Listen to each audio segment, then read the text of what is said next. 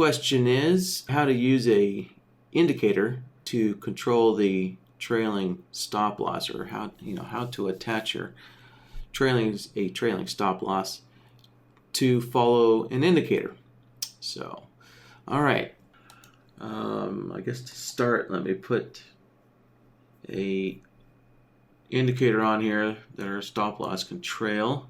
So I will just use the classic indicator here that I know a lot of people have, the ANA Super Trend.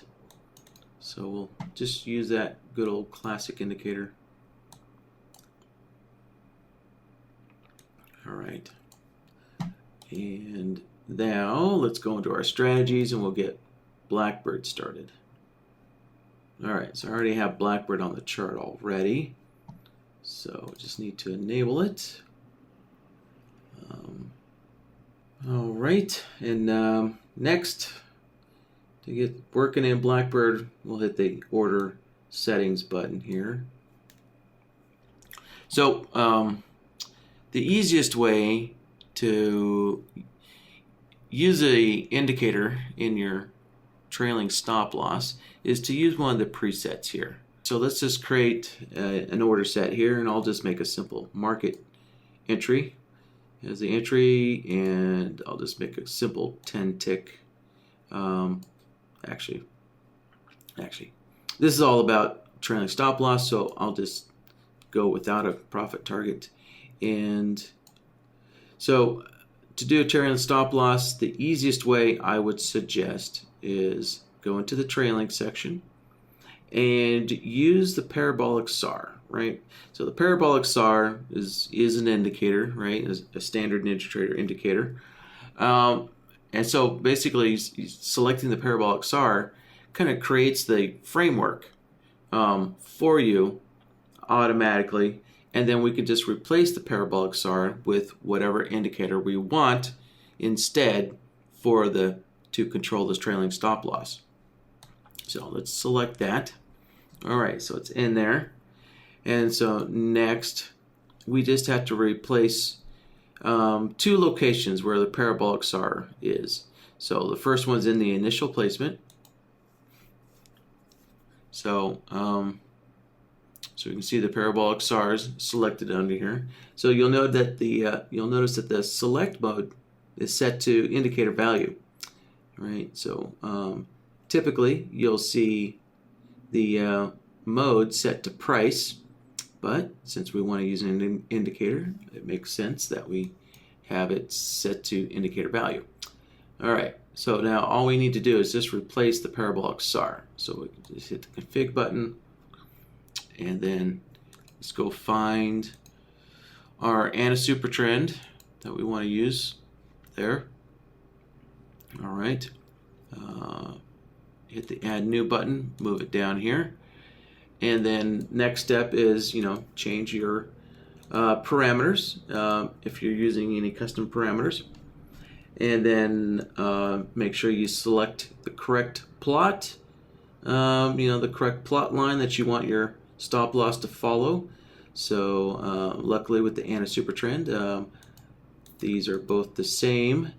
One's the line and one's the dot, so they're already selected for us, so we're good to go. All right. Just a note, things like a data series or definitely a bull series cannot be used. It's just not the right type of data. A bull series is not the right size of data, right type of data to be used for a trailing stop loss. A data series could potentially be used as a stop loss. Just obviously it depends on what the data is. As long as the data is price data coming out of your data series, as long as it's price data. But in the ANA Super Trend, neither one of these is price data, so neither one of these would work for a trailing stop loss. So only the plots in this particular indicator, only the plots work or provide price data for the stop loss. All right, so either one of these plots will work. But And so this is probably a more common. This is probably more common amongst indicators that, you know, plots.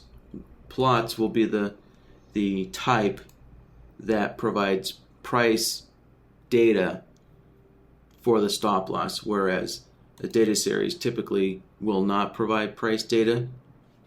You know, but I said typically, so that's not true of all indicators. And then there is no bool series on the ANA supertrends. There's no bool series here, but a bool series would not work. So, and neither would an int series. So, all right. So, anyways, just a little note there on you know, picking the data that we want our stop loss to follow. All right, so let's click OK once we got the correct plot selected. And all right, so there's location 1. So there's the first location where we have our indicator replaced. So now there we go. We got the ANA supertrend. And the next ones, we need to go into the trailing actions here. So, and so we can see that there's already a trailing rule in place. And if we go to the actions, remember the action is what is the spot that moves the stop loss. So we can see under action it says move to, and right now it's set to the parabolic SAR. So we just need to replace that parabolic SAR with the ANA supertrend. So let's click on that. And then we can see down here it says move to parabolic SAR. So let's replace that. And again, so we have the same kind of select mode window here. So let's hit the configure button and go find the ANA supertrend. All right, there's our ANA supertrend. Hit the add new button. Again, change any periods if you're using custom settings. So I'm just using default settings in this example. And again, make sure you select the correct plot that provides the correct price data for your stop loss. Okay, click OK. There we go. We can see it's replaced now. So everything's good. Now, if you'd like, you also have the option to add or subtract an offset from the ANA supertrend. So if we're in a long trade, you know, and then say you wanted your stop loss 1 tick below the ANA supertrend, we could just put a -1 in there. So we would subtract 1 tick from the ANA supertrend plot. And so your stop loss would trail 1 tick below the ANA supertrend. Or if you wanted your stop loss above, say like 1 tick above the ANA supertrend, you could just put a +1 in there. So anyways, we'll just set it to 0. And there. So now we can see the action says move to the ANA supertrend. And that's it. We're done. It's really that simple here.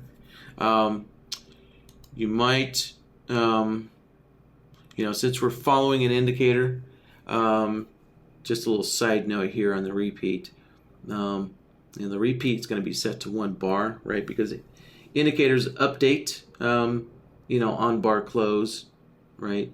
So our repeat will, it's set to 1 bar. So that just means that the stop loss will only move on every new bar. So once a bar is created, that's when the stop loss will move, because that's when the indicator updates, right? Is when the bar closes.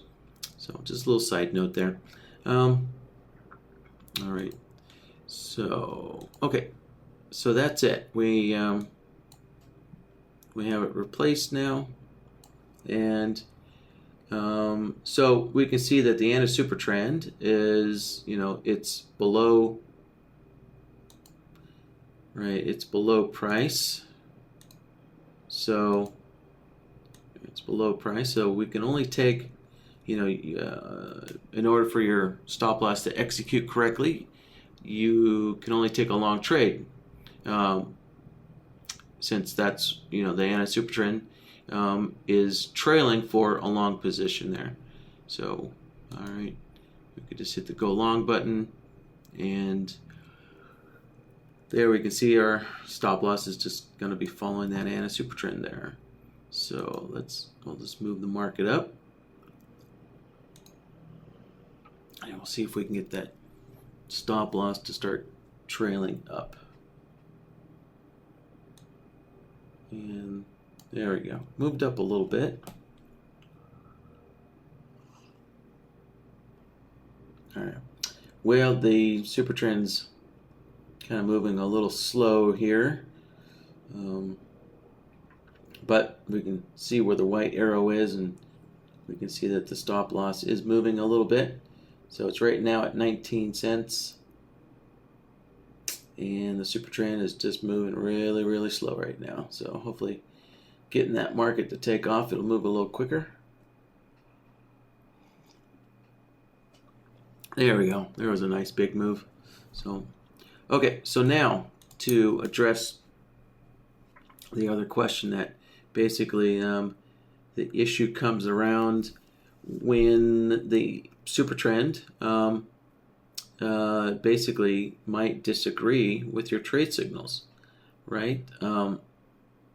So let me kind of paint the bigger picture here. So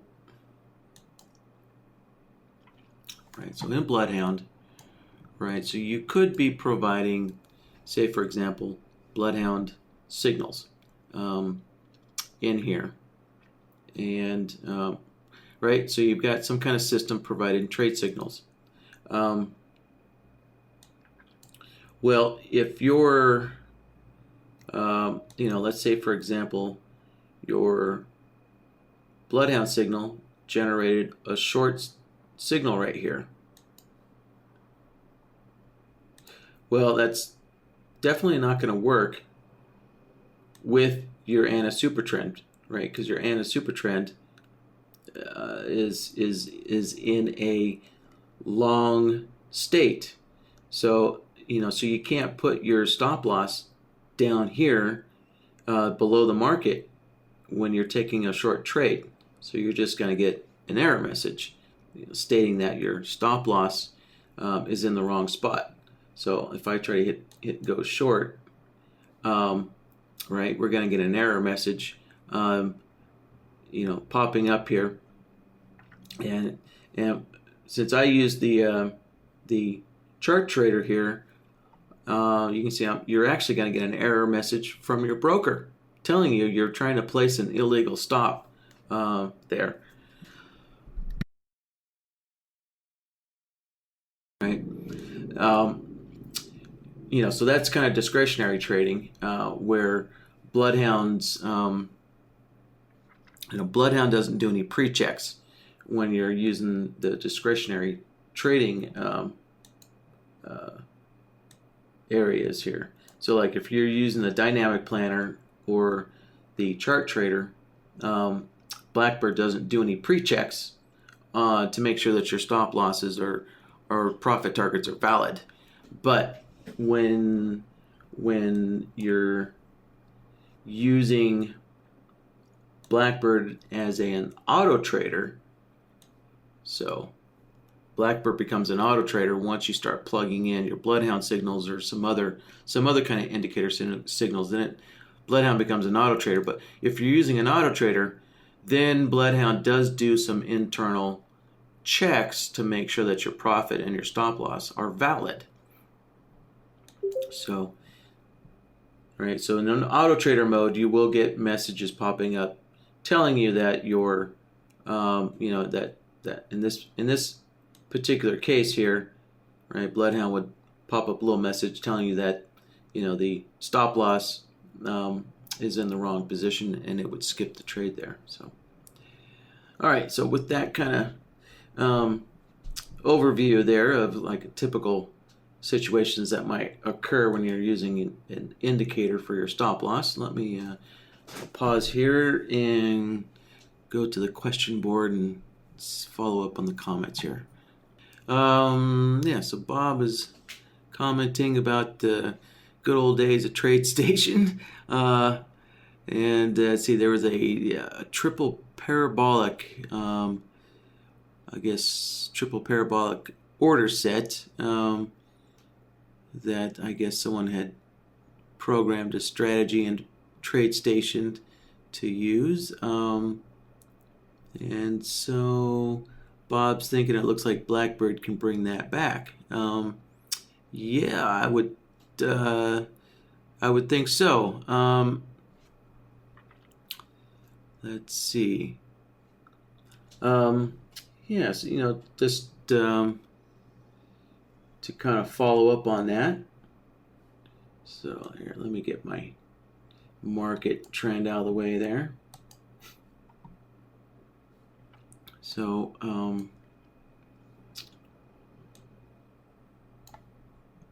yeah, so if you wanted to do like a 3 contract parabolic SAR kind of trailing stop loss, I'll just make another market entry here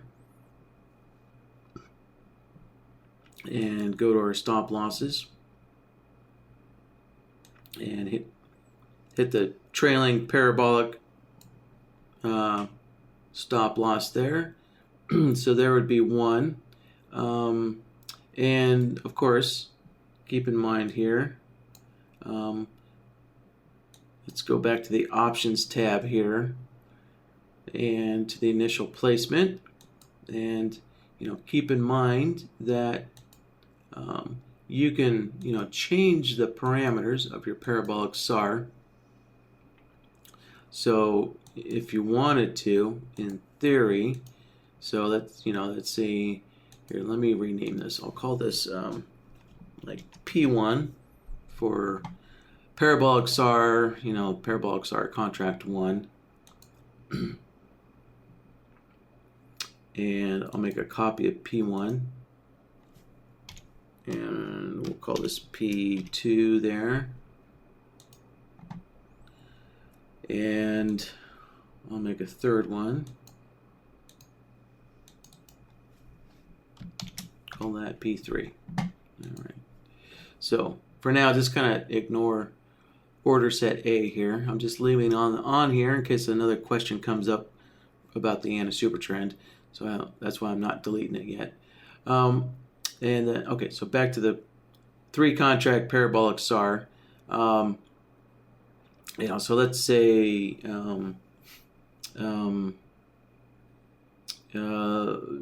I guess P3 rate might be your longer right. It might be your last contract that you want taken off, and so maybe you're wanting P1 to get taken off first. So the point I'm illustrating is that the parabolic SAR for all 3 contracts, you can put in different parameter settings.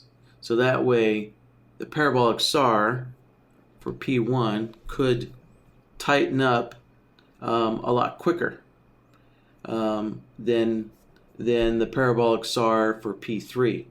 So you could have 3 different trailing stop losses going on here if you wanted to, right?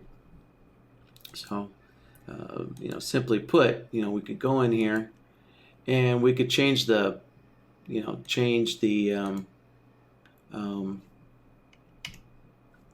parameters here. So I'm not all that familiar with parabolic SAR, but I think if I increase the acceleration here, I'll just increase it to 4. I think that should move this one up faster. And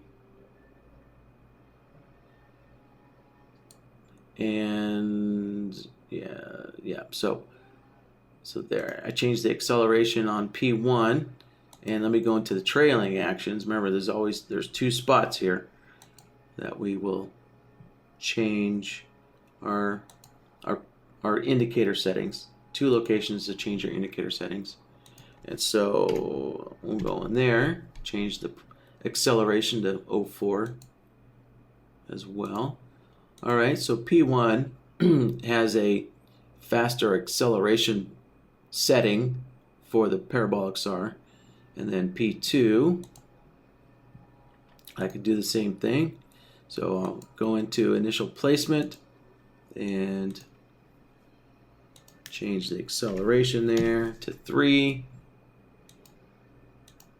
and then go change my trailing rule here. So go back into actions, change the parabolic SAR settings here in the trailing rule, and change that to 3. All right.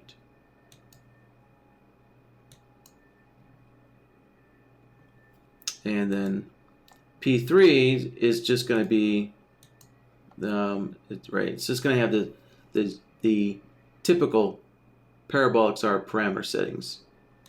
So I guess I'll open it up, right? So acceleration is left at 0.2 there for order P3, right? So I have 3 contracts, and P1 has a faster moving parabolic SAR. P2 has a kind of a medium speed parabolic SAR, and P3 is left with the standard, or well, I guess a slower moving parabolic SAR with the standard settings there. Right. Now, so there, you can mix and match and kind of make your own, customize BlackBird to do whatever the TradeStation strategy was doing there. So I guess just for fun, let's go ahead and fire this off here. First, let me add the parabolic SAR on here.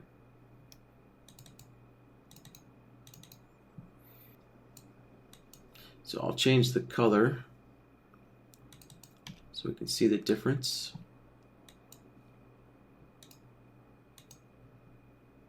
There.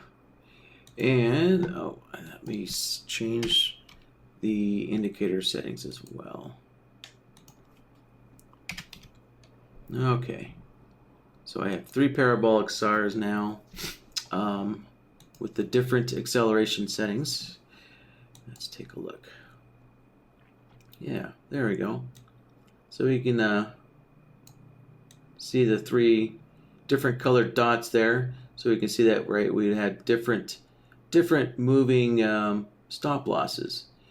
And let's see, it looks like our parabolic SAR has switched sides because market's kind of rolled over there. So let's place a short, and I want to get rid of contract A, because remember, contract A's are and a super trend.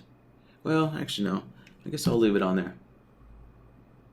I'll leave it on there, and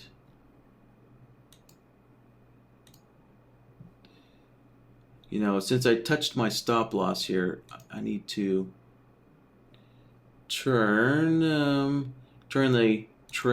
auto trailing back on here. Remember, guys, when you touch a stop loss or a profit target, if you move it manually or click on it by accident, BlackBird's going to think that you're wanting to override your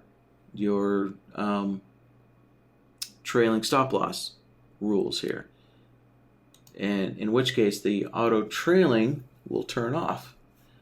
So and since I clicked on the stop loss, to get rid of A, that turned the auto trailing off. So I just turned it back on is what I did. In any case, so yeah, let me just kind of slowly move the market down, and we'll see that here's our parabolic SAR stop losses up here. So, and it looked like, oh, that's right. So the ANA super trend, we had gotten in the market right, I think right here, one of these 2 bars, and the ANA super trend was still right there, and it hadn't flipped yet. So that's why our ANA super trend is sitting down here at the blue line. So we got in the market right down here, but the ANA super trend hadn't finished flipping yet. So our ANA super trend is, it's going to take a while before it starts trailing, unless, you know, if I wanted to, I could move it up here, and then again go into my order monitoring and turn the trailing on. I think that may work. I'm not positive. BlackBird actually might be remembering the last stop loss price where it was at. So we'll see if adjusting our ANA super trend stop loss, we'll see if adjusting our ANA super trend stop loss will get it to start following the new plots there. And there, great, it did. Yep. So we were able to reset our stop loss to the current ANA super trend location there. So, all right. And here, here we can see our stop losses are following the 3 different parabolic stars there. It looks like I didn't update P3. Yeah, I didn't get P3 updated there. Let's take a quick look here. So I'm going to take a look at the parameter settings for P3. So let's scoot this over here.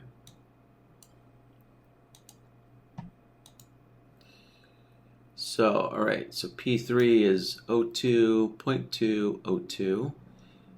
And next, let's check the trailing rules here. And let's see, no, it's 03. Okay, yep, so I needed to go in and adjust that guy right there. All right. There we go.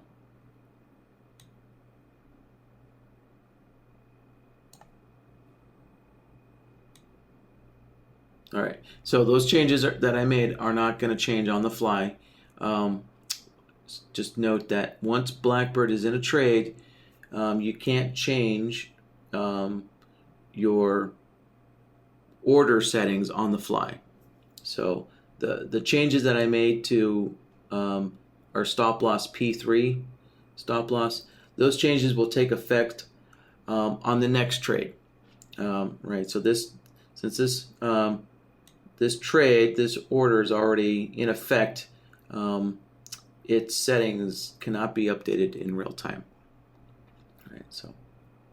All right, yeah, so Frank's got a follow-up question on the offset section. When you're, the offset section when you're setting up your orders here. Let's see, let's open up BlackBird again. I guess, I'll play around with order set A here.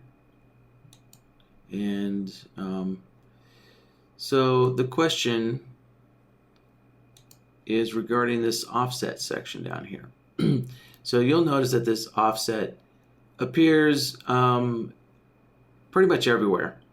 Whenever you're, any setting that pertains to a price on the chart, any setting that pertains to a price location on the chart will have that offset panel, right? So, so for stop losses, right?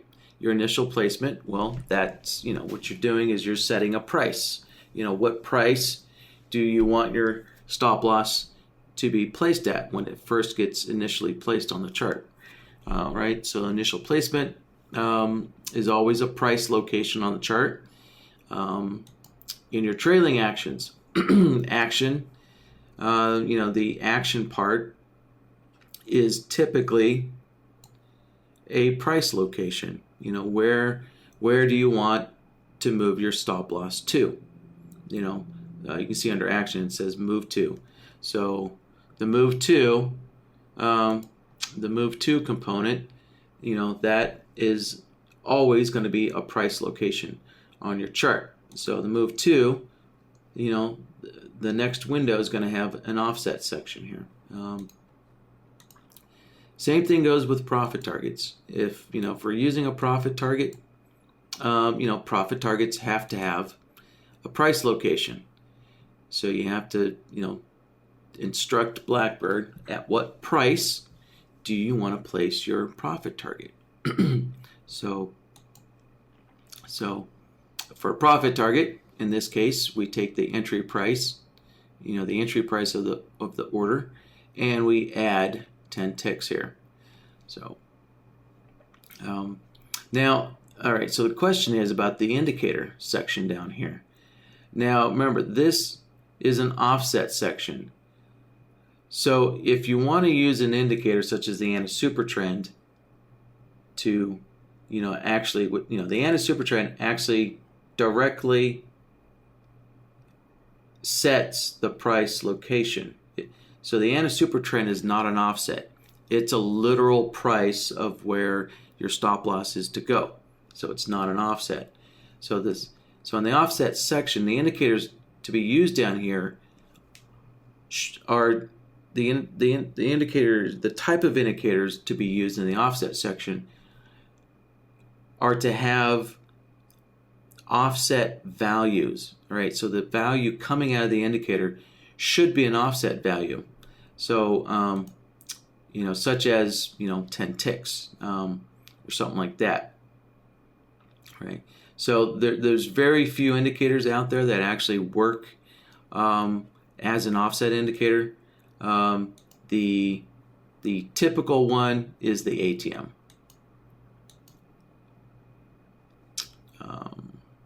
I'm sorry, the ATR. The typical one is the ATR. Right, the value of the ATR is very minor, very slow. So, let's see. Let me see if I can think of any other indicators that might work as an offset as an example here. So let me close this up, and we're gonna have to go to our chart. So let's put the ATR on there and look at that one first.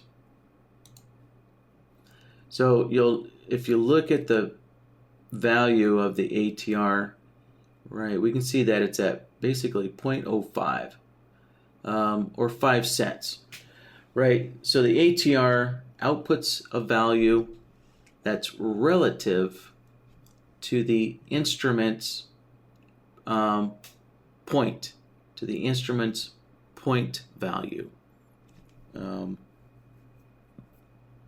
So if we use the ATR as an offset value, we would be, basically adding 5 cents or subtracting 5 cents to the price of the instrument, right? Or, well, as an offset, to whatever it might be. Could be your anti-super trend, right? So you take the price of your anti-super trend, which is $46.22, and then you could offset that 22 cents by the value of the ATR, and in this case it would be 0.05 or 5 cents, right?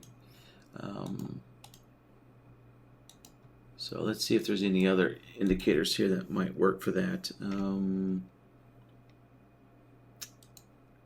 Let's see if the MACD works.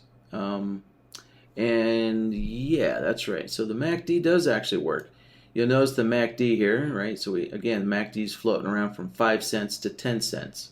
So negative 10 cents to positive 10 cents up there. So the MACD also looks like it scales according to the instrument price. Let's see. Let me open up another chart.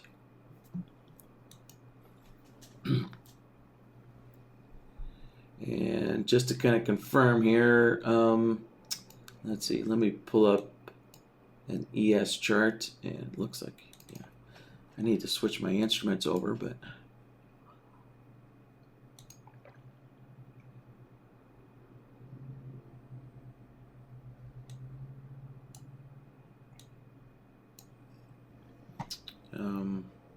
so here we go. So we've got a MACD on this chart, and let's see. Yes, so it looks like, yeah, the MACD is functioning within the instrument's point value. Yeah, so the MACD is kind of floating around from 1. So we have, 1 point on the ES to, half a point. Yeah, the MACD is almost at half a point. So yeah, so the MACD's another indicator that where its plot or its output is in relationship to the instrument's point value. Right. So again, so going back to the original question here, when using an indicator in the offset section, that indicator needs to have a value that's relative to the chart's instrument's point value, not tick value, but point value. So there are some other factors in here. Let's see. Let me pull the ATR back up here. Now there is a factoring here. So for example, you could take the ATR and multiply it by -2. Or you could take the output, you could take the plot of the ATR and multiply it by +2. So you do have a factoring here that you can apply to your indicator. So a factor is a multiplication here. So if we wanted to, we could say, we could divide the indicator in half. So we could multiply by 0.5 and get half of the indicator's value.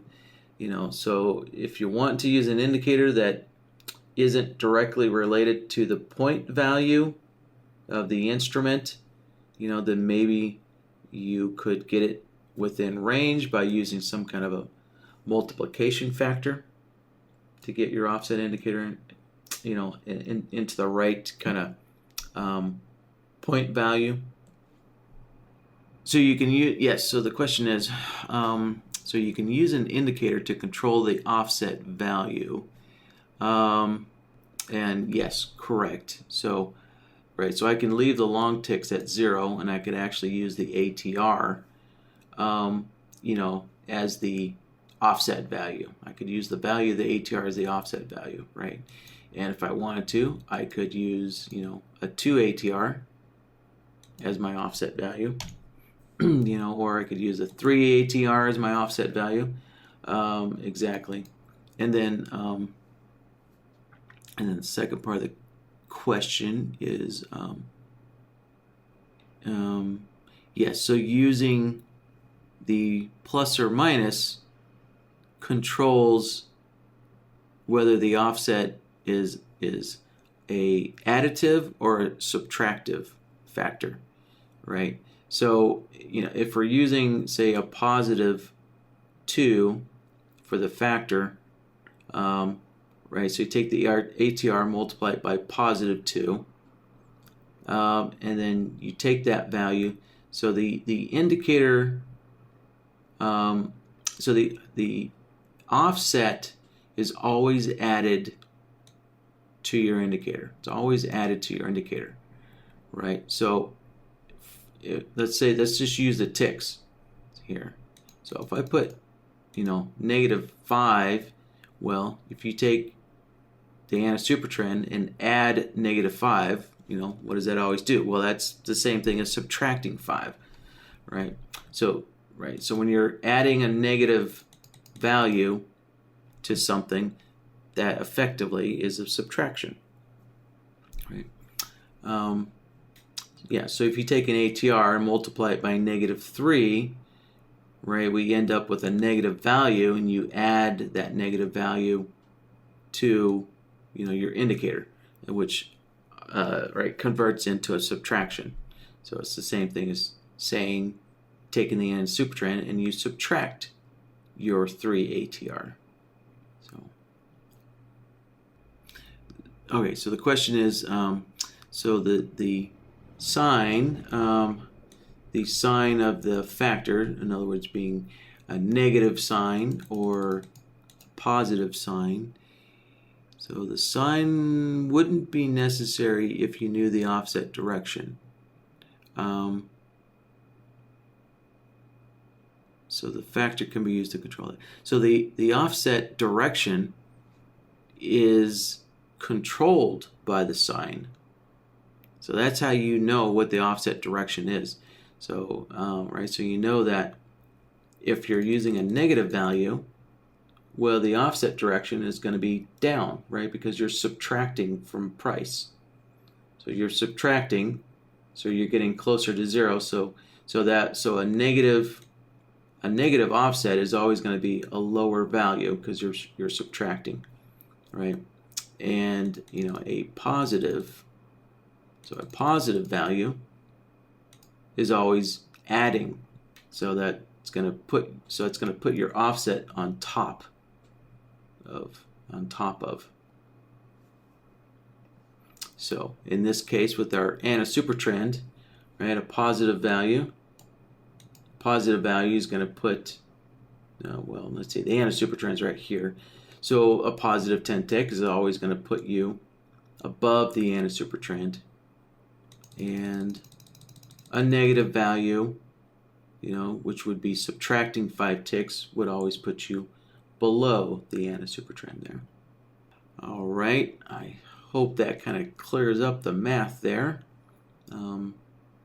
Frank, I'm just kind of thinking about your last comment here about the sign of the factor versus the sign of the value. Okay, yeah, so I guess let me just kind of take this, just kind of cover the whole thing here. So getting back to the offset here. So remember, so an offset is always added to your indicator value, or if you're using price, the offset is always added to whatever price you're using, right? So basically this section on top here is setting the base price value, and then you're modifying that with an offset, right?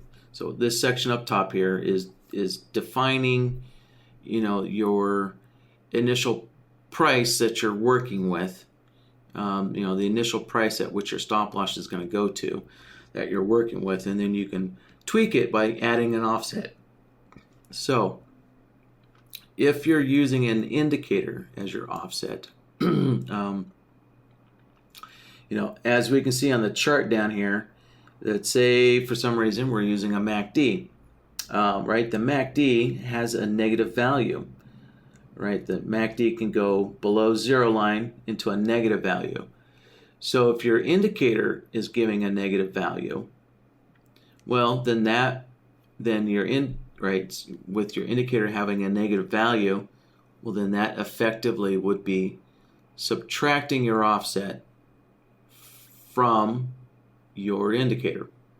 However, of course, you gotta run all the signs of your equation through, because if you applied, say, a negative offset, so if your indicator has a negative value and your offset has a negative value, what did we learn in math class? 2 negatives cancel to a positive, right? So effectively, a negative indicator and a negative factor creates a positive value. So then you start adding to your indicator instead. So you just got to keep an eye out on, is your indicator going to be giving a negative value, or is your indicator going to be giving a positive value, and then multiply that times your factor to get the correct sign that will then be, then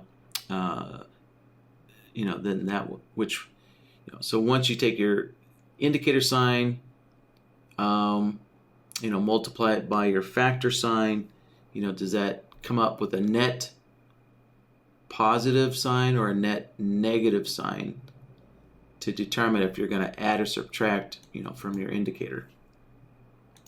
So,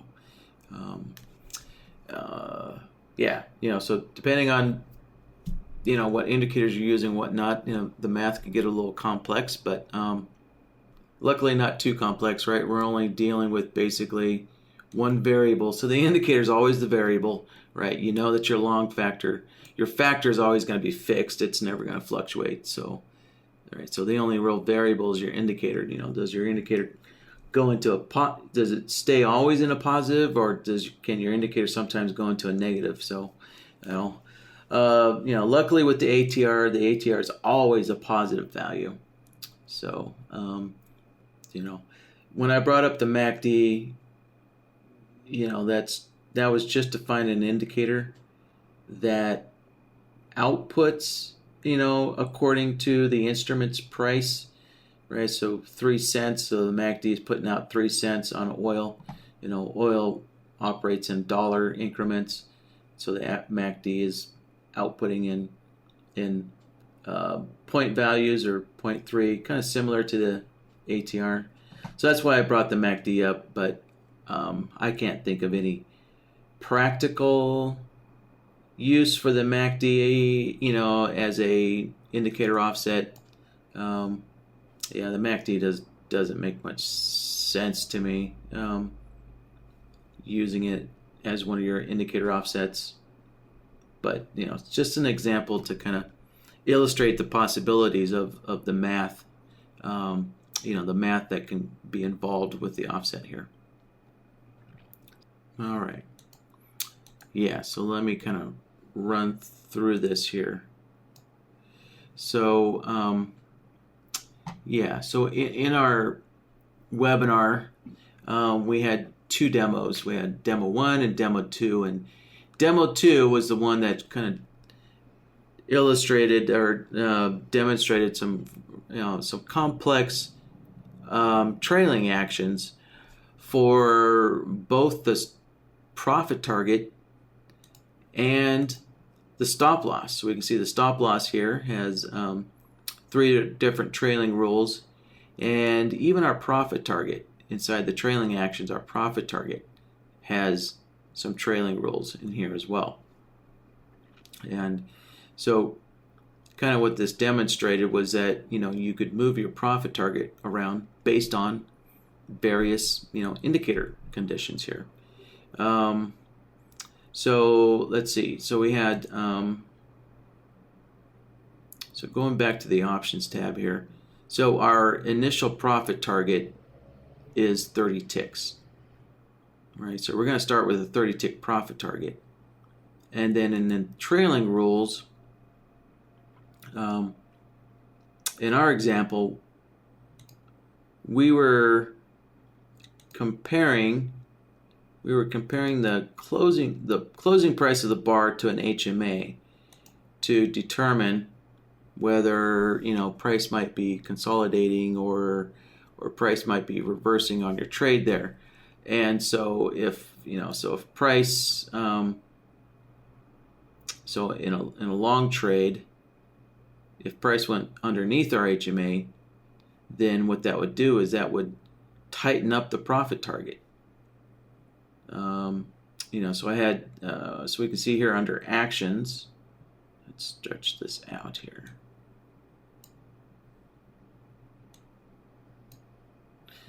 So under actions, we can see where the profit target is being moved to. So if the closing price went under the HMA, then we would move the profit target to the most recent. So I'm just going to talk in terms of a long trade only. It gets too confusing when you talk in terms of long and short. So for a long trade, we would move the profit target to the most recent bar high plus 7 ticks. So that has the potential of pulling in the profit target from 30 ticks to pulling it in to the most recent bar high plus 7 ticks. Right. And then if price went above the HMA again, then this trailing rule would kick back in, and it would put our profit target back to a 30 tick profit target. So we can see the action here is we're moving the profit target back to the entry price plus 30 ticks. So it moves it back to a 30 tick profit target here. So let's see. So with that, let me let's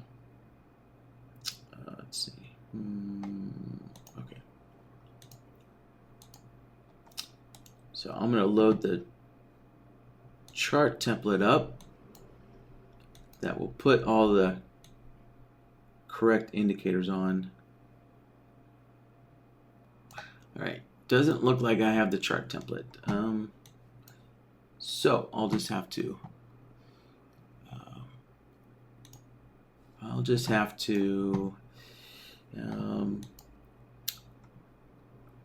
back engineer what indicator settings I was using. So let's see. So I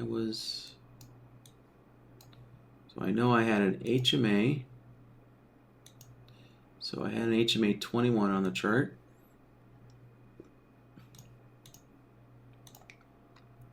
So let's put that on here.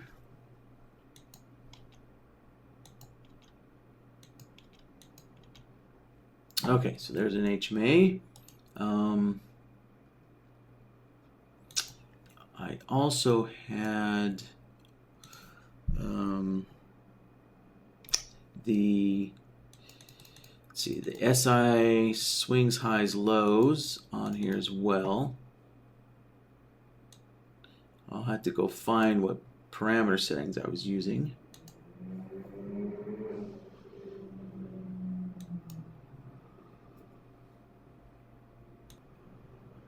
All right, so the swings, highs, lows, I'm using, let's see, 4 and 3. All right.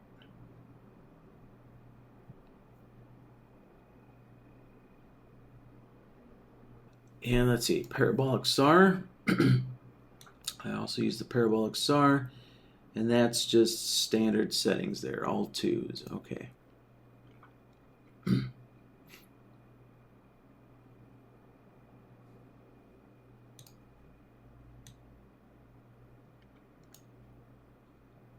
Okay, so I have all the indicators on the chart here that I used in that webinar demonstration.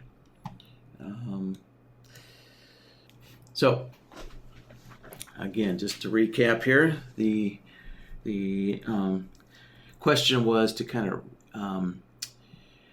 recap and explain one of our demonstrations from a early sales webinar, from one of the original first sales webinars when BlackBird was launched. So I had put together a fairly complex demonstration of BlackBird's order management kind of capabilities. So I set up some rules that would move the profit target around based on some indicator conditions, and also I created a complex trailing stop system as well.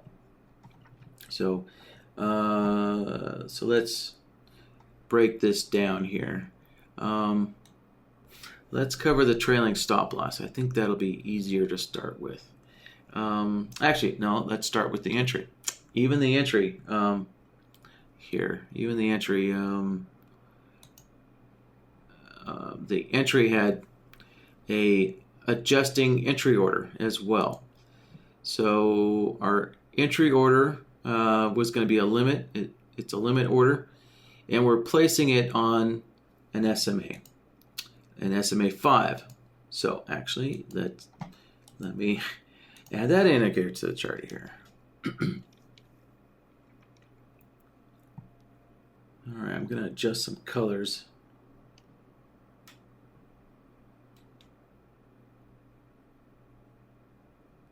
Okay, so there's our SMA 5. And I'm going to set the color of the SMA to a blue, so that way it kind of matches the color of the entry order.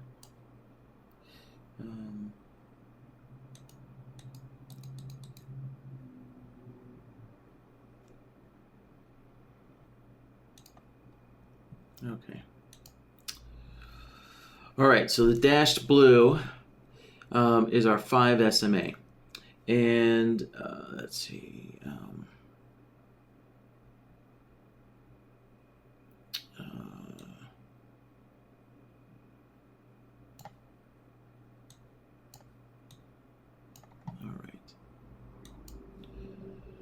So we'll focus on this area of the chart here for our explanation.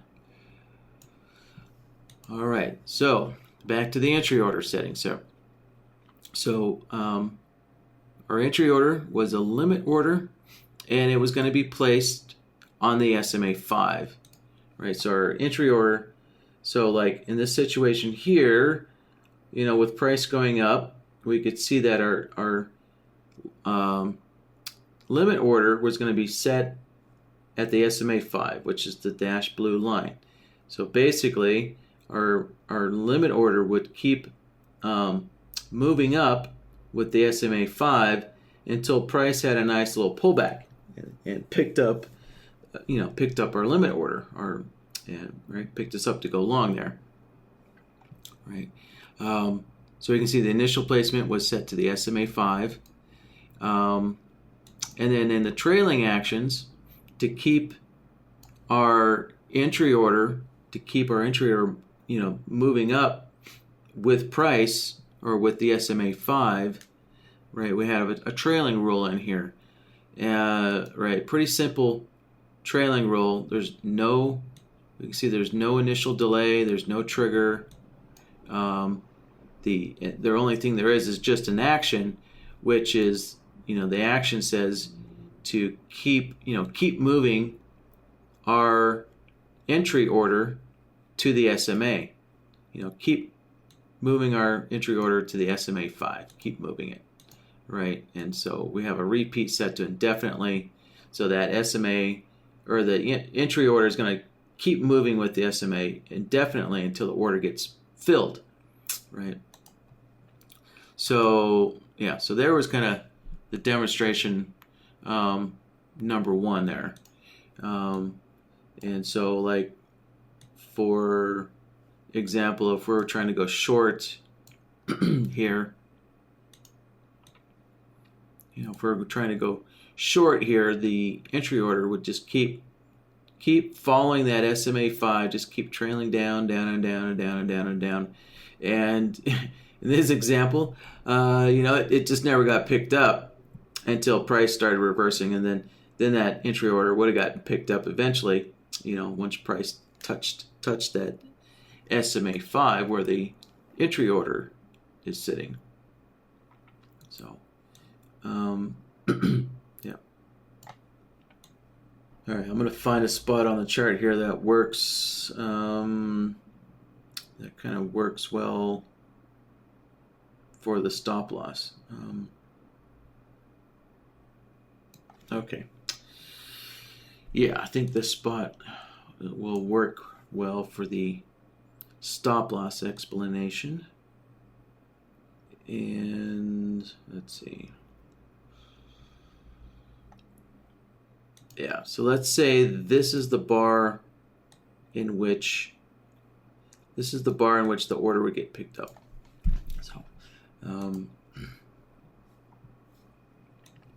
So let's see here. That is in the way, isn't it? All right, let's move this over here. All right, so let's take a look at the stop loss. Our initial placement is at the swing points or the swing pattern, right? So which is this the swings, highs, lows indicators. Let's open this up here. So if we're using swing points here, right? So this basically this these parameters here, this panel are all the indicator settings and the plots for the swings, highs, lows indicators. So what this is all set up to do is this is set up to place our stop loss on this magenta line here, right? So this is the widest swing bottom here. So in other words, this is the lowest swing point, the most recent lowest swing point. If we look back on the chart, there, we'd see that. Here, I guess we can go ahead and widen this all the way out. Yeah, so there we go. We can see our a swing low is made right there, right? So this is where the stop loss starts off at. That's the initial placement for the stop loss.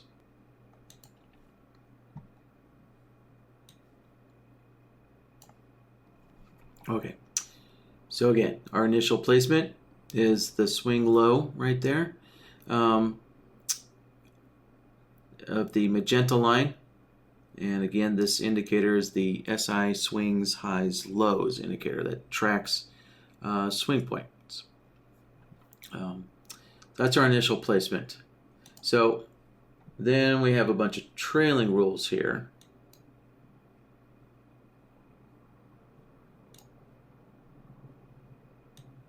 And let me just kind of stretch things out a little bit. So let me just take a moment to read through these trailing rules and figure out which one's going to execute first here. Okay, yeah, so the, let's see, what I can do is I'll just mark these. I'll put a number in front.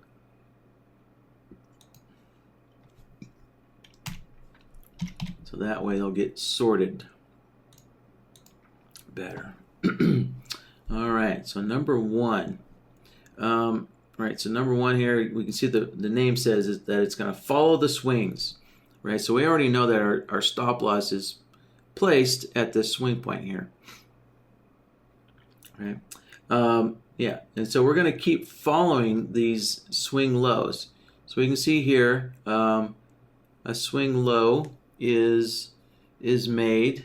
Another one is made here eventually.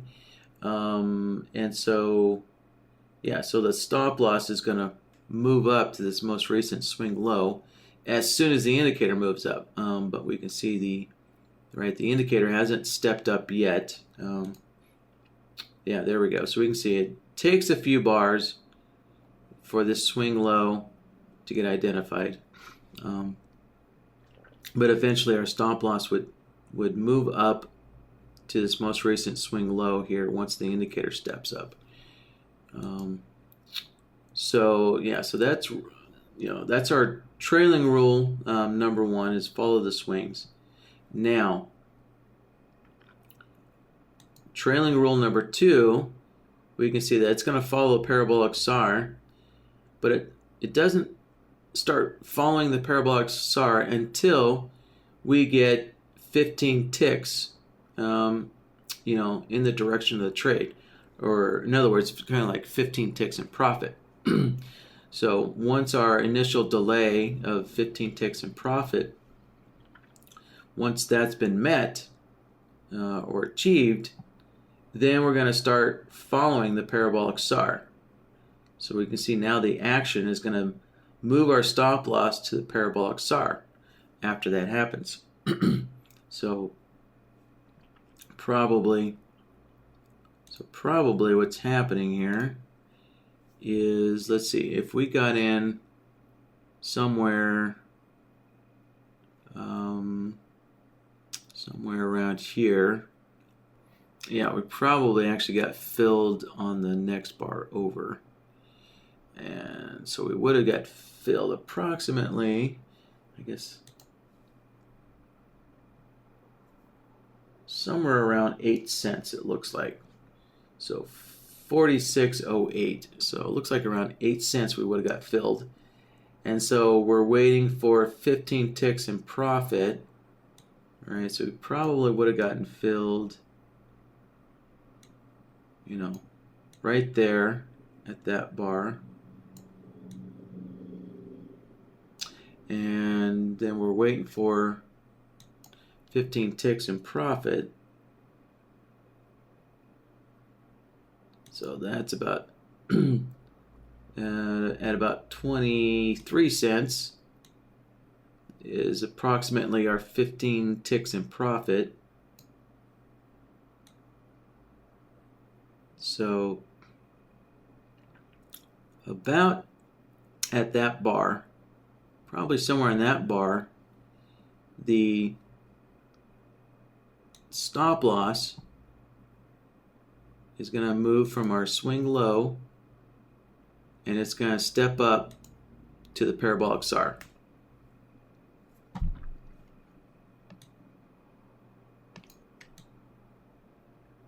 Let me slide the chart down there.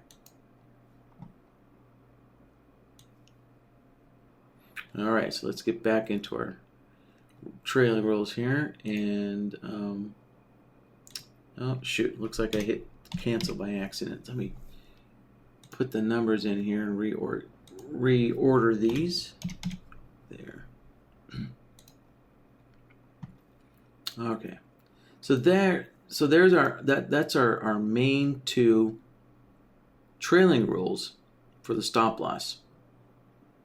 All right, so rule number one is, follow the swing low, and then after a delay of 15 ticks in profit, then start to follow the parabolic SAR.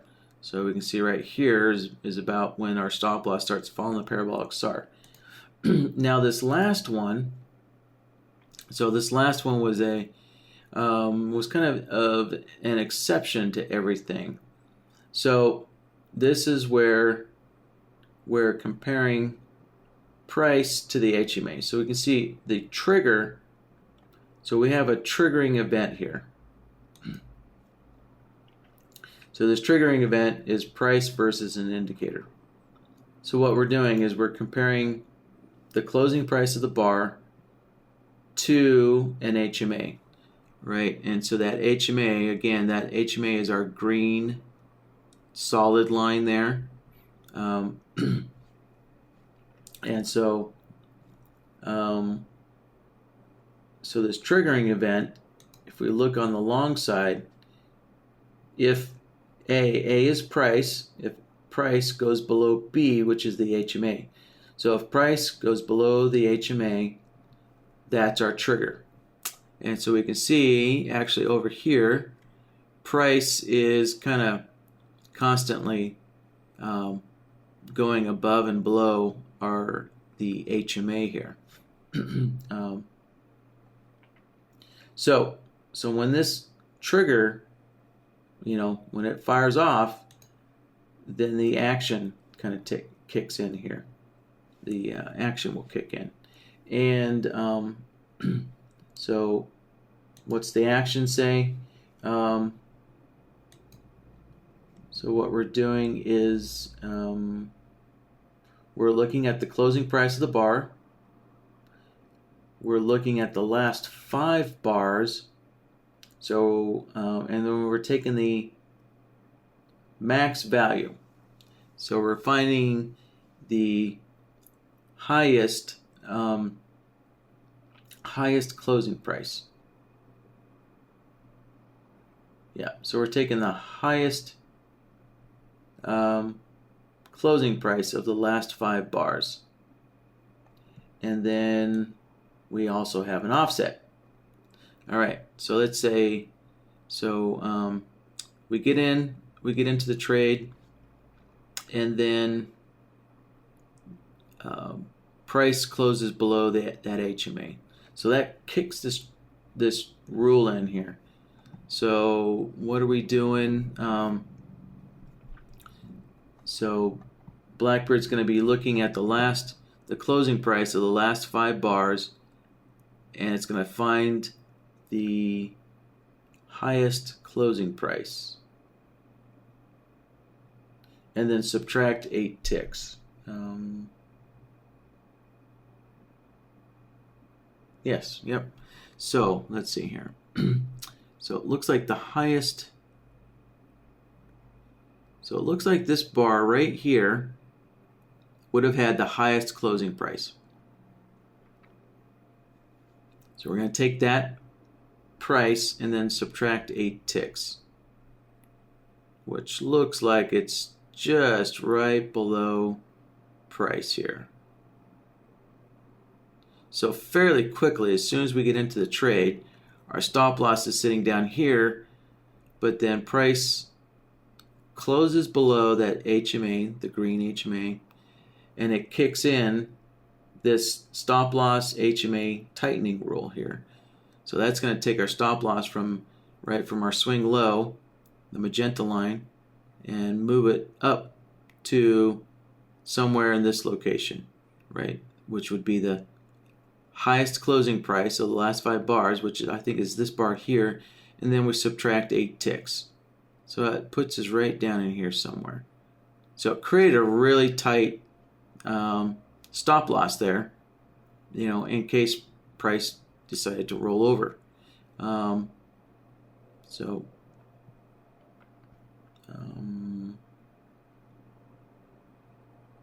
Yeah, so we have a stop loss, sitting here somewhere, and it's going to stay here for a long, long time. Until it's going to stay way up here until, oops, hold on a moment, until one of these other trailing rules kicked in with a higher stop loss price. Right, so keep in mind that BlackBird is by default, BlackBird's never going to move your stop loss backwards.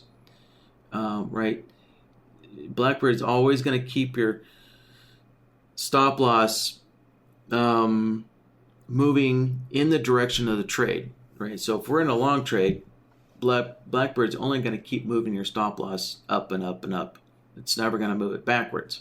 So, right, so this trailing rule here, this stop loss HMA tightening, this trailing rule kicked in and it moved our stop loss way up really, really tight. So price is going to have to keep moving up in order to get either the swing point to move up or to get that parabolic SAR to move up higher before the stop loss can keep trailing up.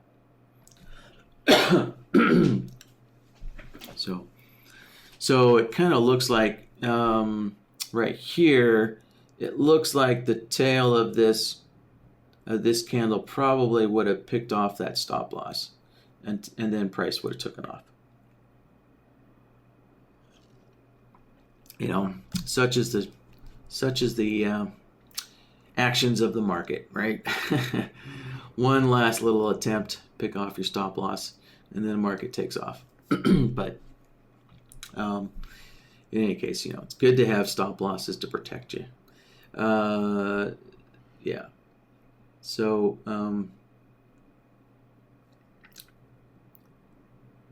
yeah.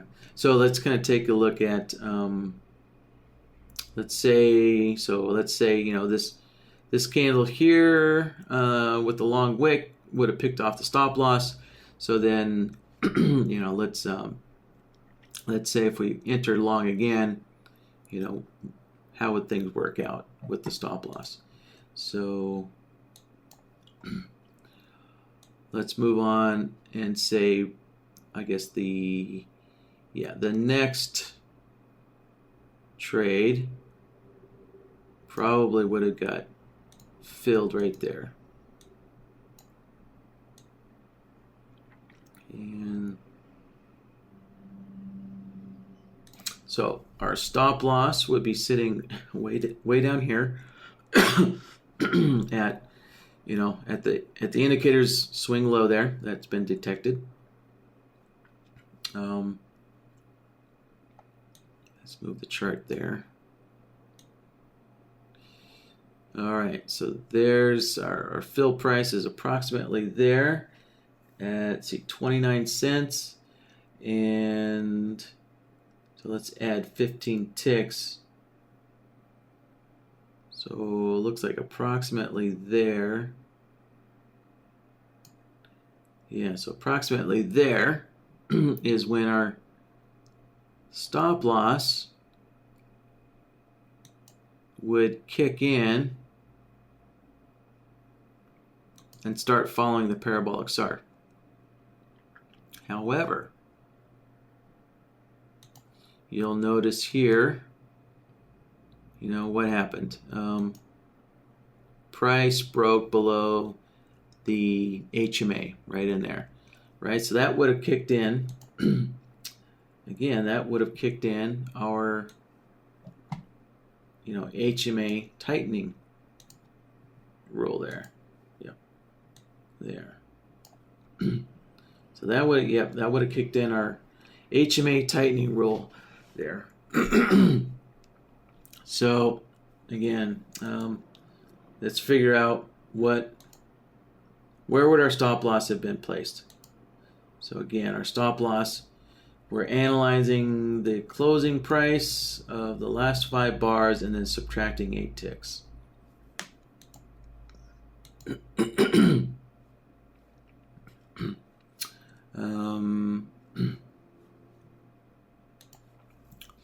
So let's see, what would that be?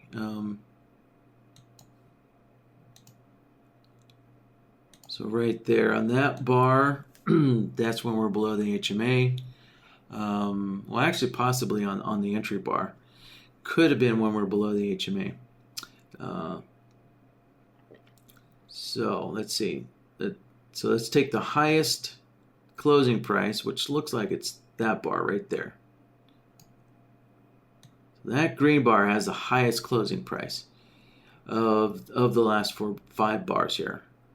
So the last 5 bars, yep, there's our highest closing price minus 8 ticks.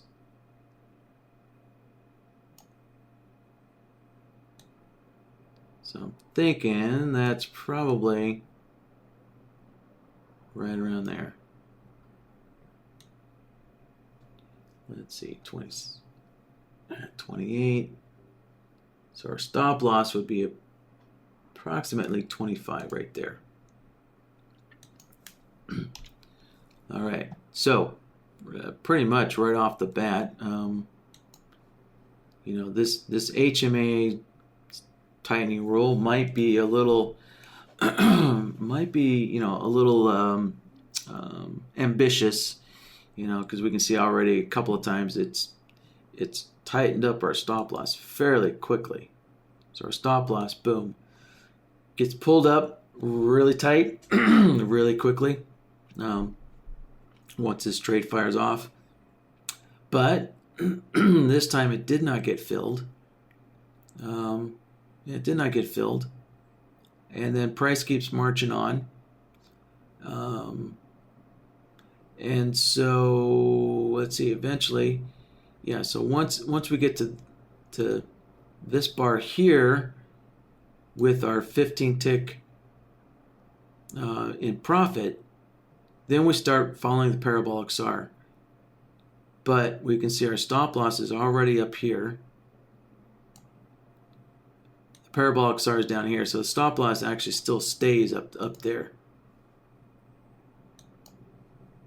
And then eventually that parabolic SAR starts to move higher. And then that stop loss will follow that parabolic SAR. there we go. Our stop loss starts down here, then it moves up, and it stays up here until the parabolic SAR starts climbing higher and pulls our parabolic SAR up. Okay, so that's there you go. So that's kind of a breakdown, two breakdowns of the stop loss trailing rules that were set up there, and how that was functioning for that demonstration. So, okay. So next, let's take a look let's take a look at the profit target. So,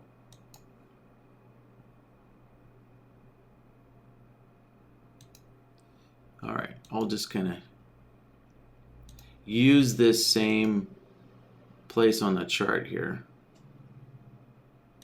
So I'll just mark that entry location really clearly there. And let's get BlackBird open.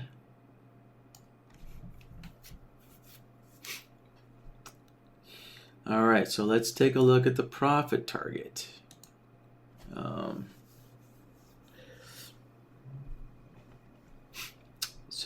All right, so our initial profit target is just a simple 30 tick profit target.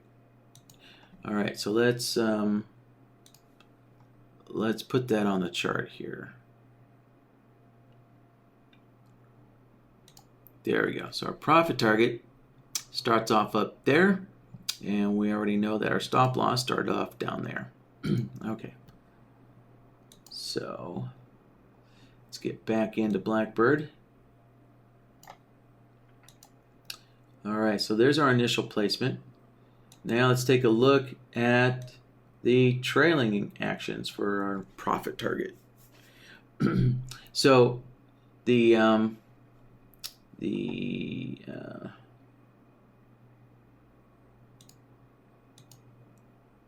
I guess the sorting here is pretty good here, but essentially this one, the profit target at 30 ticks, that, that's the one that's so this trailing roll is designed to try and keep our profit target up here at 30 ticks. That's what it's trying to do. And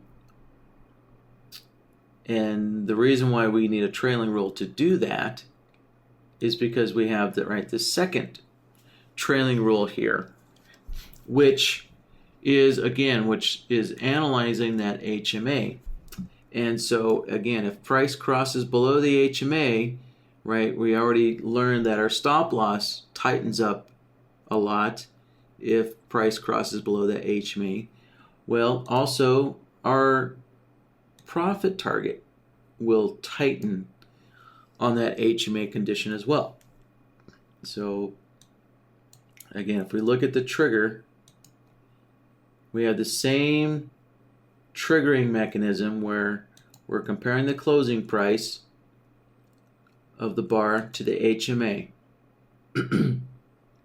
So again, if price moves below our HMA, that's kind of a warning. That was, this trailing roll was set up, as a warning kind of condition, and it tightens everything up. So, so this, HMA tightening rule here, what it's going to do is it's going to move our profit target.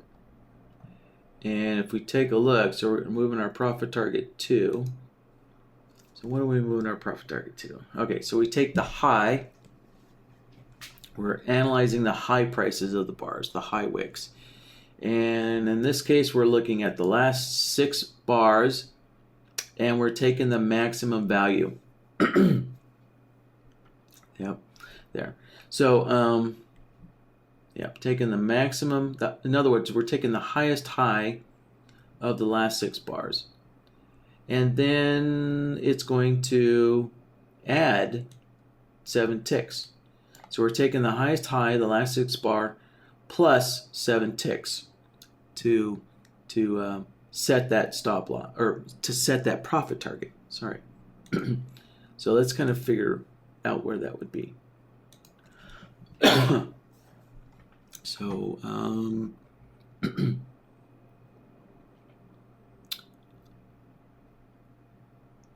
all right, so we know this is the bar that triggers that HMA trailing rule there. So from here, let's kind of take the highest high. So there, this bar here would be the highest high plus 7 ticks. Right, so this has the highest wick here. Then we need to add 7 ticks. So that's going to be 42 cents. Oh, let's move this over to the correct bar. There. So what happens? Our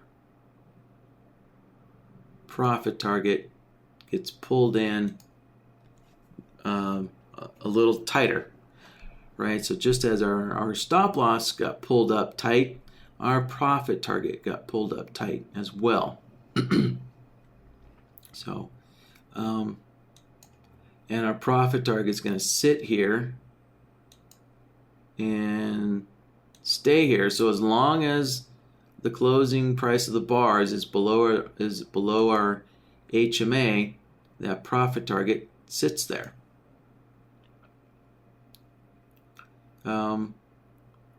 But then we can see eventually price does break above that HMA. So, right, so the price being below HMA, that trailing rule is no longer valid. So let's take a look at the trailing rules again.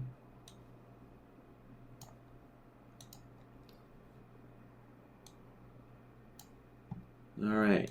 So, right, trailing rule number 2, which is the closing price below the HMA, well, that's no longer true.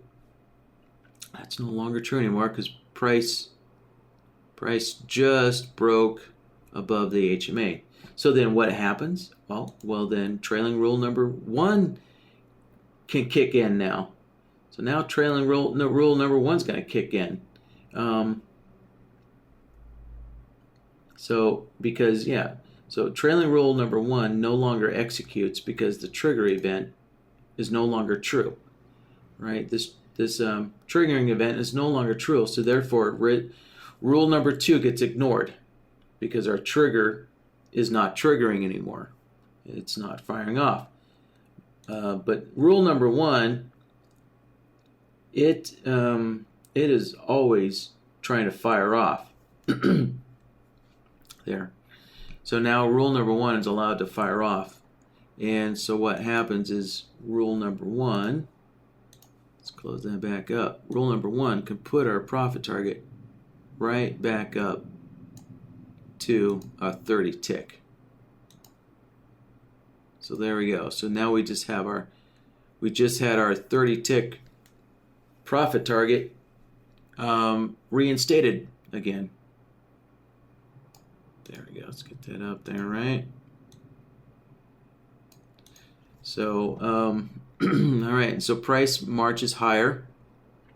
Let's see here. So we can kind of see what's going to happen here. So our stop loss keeps moving higher, price keeps moving higher, and eventually we can see our profit target eventually gets hit right there. Right. So, so one of the kind of cool demonstrations in that webinar, in that sales webinar, was, you can move, and what we're trying to illustrate is that you have, a ton of control over your orders, right? So you can pull your profit targets in, to grab at least some kind of a profit, if price does something, that you don't like, if price is no longer kind of moving in the direction of your trade, you can kind of come up with some rules that could pull your profit target in and also pull your stop loss in. And then you also have the ability to restore your original profit target. If price, if things look good again, if price or your indicators are indicating that, that the market's moving in your direction again, then you can restore your profit target there as well. Right. So yeah, so that that sales demo basically was illustrating, right? You can move your entry orders around, you can move your profit targets around, and you can obviously definitely move your stop losses around, all automatically, right? So moving your entries and your profit targets around automatically, that's a new concept to almost all traders, and to probably all trading platforms. That's kind of what we're trying to illustrate there. So all right, so with that, okay, yeah, that's true, Bob there. All right, yeah, so Bob, sounds like Bob's using a cumulative delta oscillator. So Bob's looking at some volume footprints there put into an oscillator. And so, right, so if your oscillator and or price begins to kind of consolidate, yeah, you could use one or both of those conditions to pull your stop loss in, pull your stop loss and your profit target in, so that way you hopefully get some kind of a profit versus waiting for your stop loss to get hit. Yeah, exactly. So, so for an oscillator, so for an oscillator, let's see here. I lost my mouse. There we go. So let's kind of take a look at some of the trailing roll triggers here.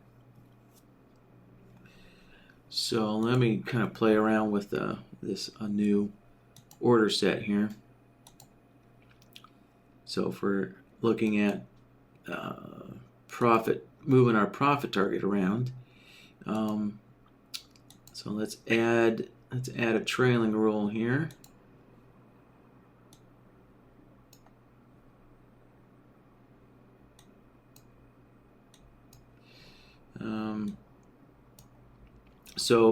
Most likely, if you're going to be moving a profit target, you're looking for some kind of event to trigger, right? Some kind of condition to a trigger. So you're going to want to use one of these triggers here. So there's a couple ways we could do this. You could build your logic into Bloodhound and just look for, create a specific logic template, that triggers when your profit target should get pulled in. So that's one way. That might be a simple way of doing it. But also, you could just look at the indicator's value. So if you're dealing with an oscillator, so let's see, instead of the ATR here,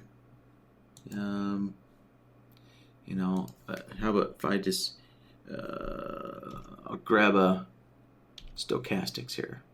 Let me grab the standard typical oscillator, so like a stochastics here. And so for, using some kind of oscillator like a stochastics, so like for a long trade, let's say if your stochastics, goes below 50, so if long mode, if less than 50, or we could even say less than or equal to 50, that's saying your oscillator's dropping down, too low, and so therefore that would be the triggering condition, to move your profit target, something like that, right? So you could analyze an indicator value directly. Let's see.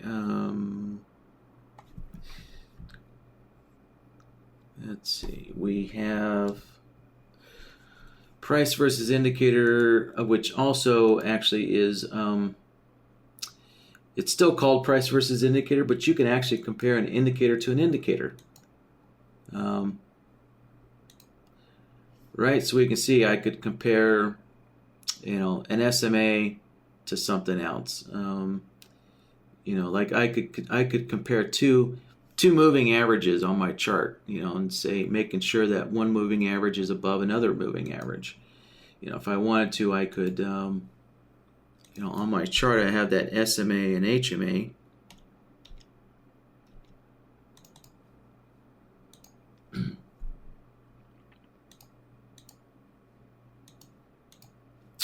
So I could compare my SMA 5. I could compare my SMA 5 to my HMA on that chart, and that could be the triggering event. It's seeing which one is above which one as my triggering event as well. I don't know, maybe your cumulative delta indicator, or one of your volume footprint type indicators. If it's if it's running on the price panel, well, you could even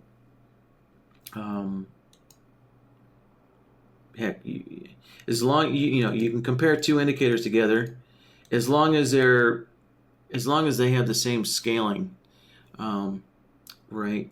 So like I could compare a stochastic to another stochastic because they're both operating on the same scale.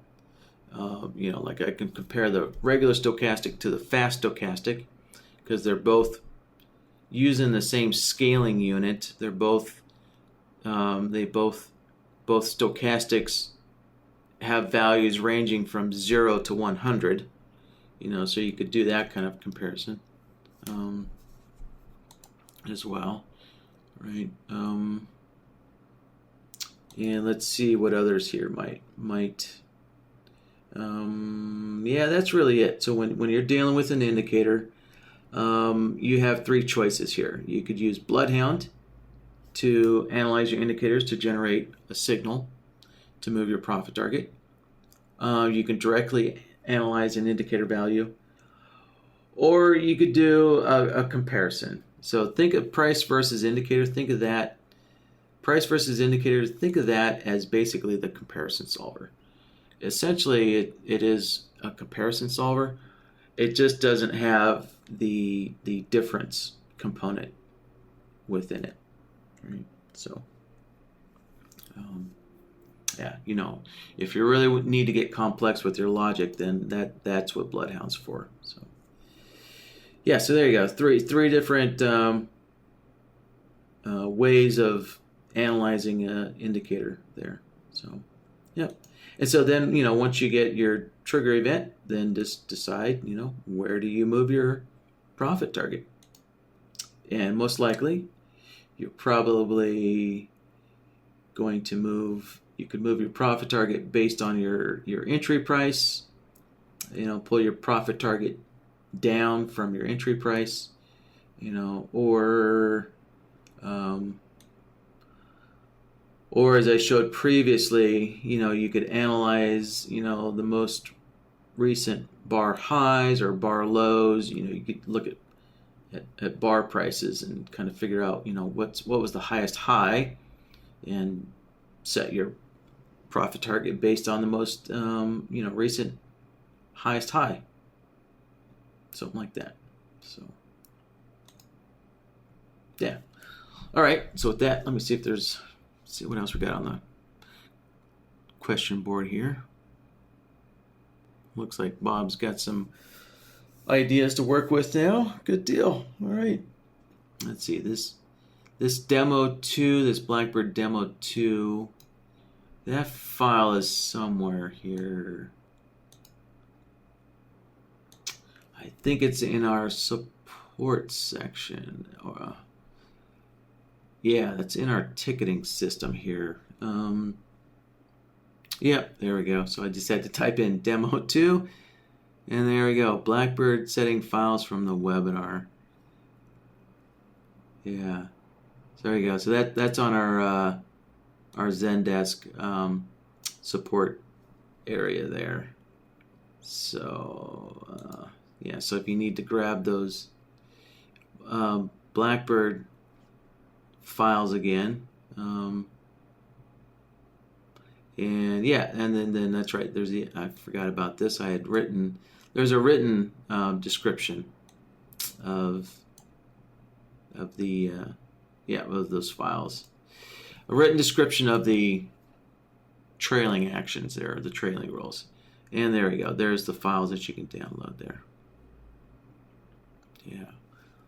All right. So let's see. So again, I just went to our online support, which is basically our Zendesk support versus our documentation section. So online support, and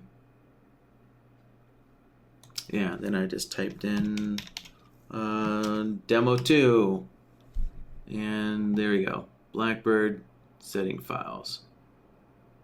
So all right, pulled it right up. All right, gentlemen, have a great rest of your day and have a great weekend. And all right, I'll see you guys next week, I imagine. Have a good one, guys. Bye-bye.